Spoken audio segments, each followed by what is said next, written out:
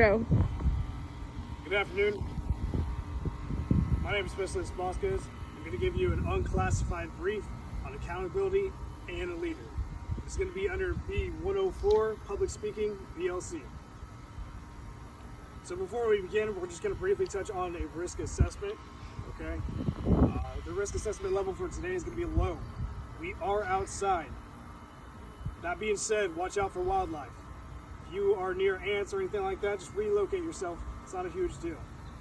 I'm talking about, again, outside, climate. It is hot. This is Georgia. If you need water, please drink water. If you need to get in the shade for a second, there's no shame in that. Go ahead and do so. Join us when you can. Okay? The very last thing we're going to talk on is terrain. Watch out. Watch your step. Watch your step. Watch those declines, inclines, anything like that. Just watch your step. Be cognizant of your surroundings. All right, so the purpose of this brief today is to further explain and understand accountability and a leader. Okay, what does that mean pertaining to the Army? So accountability defined. What does accountability really mean? According to the dictionary, accountability means the state of being accountable, liable, and answerable. All right, so that's the dictionary definition. Today we're going to be mentioning 3 types of accountability according to the Army. The first one's going to be soldier accountability. The second one's going to be equipment accountability. The very last one we're going to talk about is information accountability. So touching on the first one, okay, soldier accountability. What does that mean? Soldier accountability, all that means is a leader's accountable for all their soldiers, okay? All their soldiers.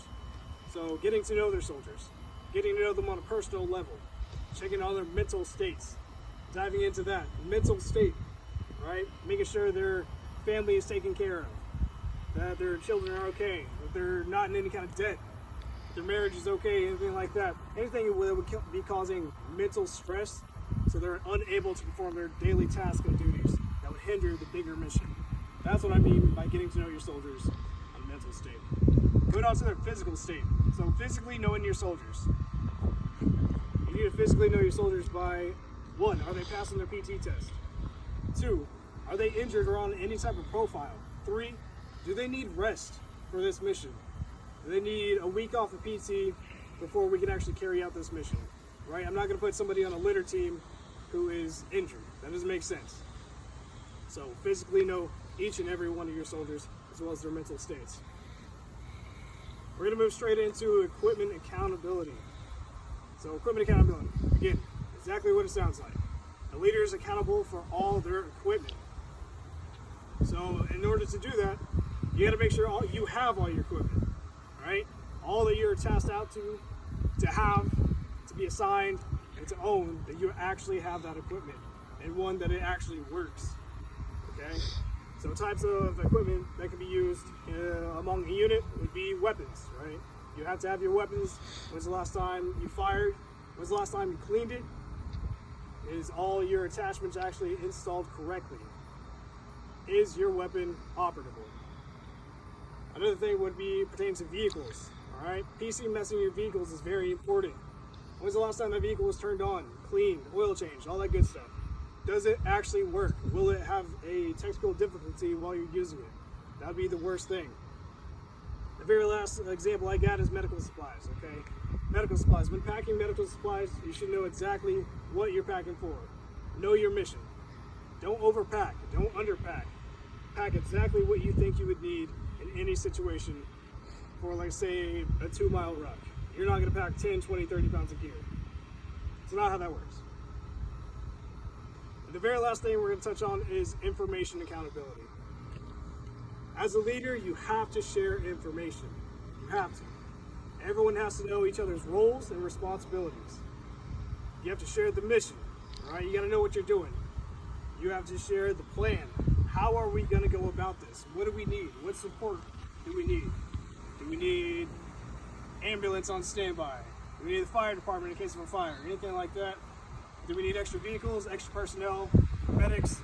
What do we need? The very last thing we should consider is execution steps. What specifically is my role? What is my battle buddy's role? I need to know this. This is information shared. If he goes down, I should know exactly how to take his spot. All right? So as of now, are there any questions? All right, perfect. So I'm going to actually go into my questions just to dive a little bit deeper in our topics of discussion, okay? The very first one, all right? For an example, very first one, who is specifically accountable when mentioning the word leaders? All right, so when pertaining to leaders in the Army, all soldiers are leaders by definition. You're wearing the uniform, everyone's looking at you and expecting something out of you. That is how it works. So everyone, to answer the question, everyone, every soldier is accountable. Right? You're accountable for yourself, accountable for your battle buddy, and accountable for your leadership. Correct yourself. Correct your battle buddies if they have a mistake. Just let them know. Correct your leaders. Right? Be tactful about it, obviously. But if they make a mistake or something just doesn't make sense, let them know. Pull them aside, one-on-one. If you need to do it, do it. Number 2 question, for an example, how is equipment accounted for really? All right, so equipment is accounted for a little bit differently depending on what we're talking about. And we're going to go broad with that, okay? So what happens in a new unit, a new commander coming into a new unit, they will sign off on all the equipment, saying it's there. After that, he will task out the enlisted side to go ahead and carry out an inventory check. They will check the warehouse or connexes, wherever that equipment is housed. They will check, 1, is it theirs? ECN numbers, serial numbers, do they match? What's going on with that? 2, is it operable? Right? Does all that equipment that belongs to them actually work? Anything that doesn't work should have a work order or be in the process of it getting serviced. All right, and the very last thing we're going to cover is, does all information get shared in every mission?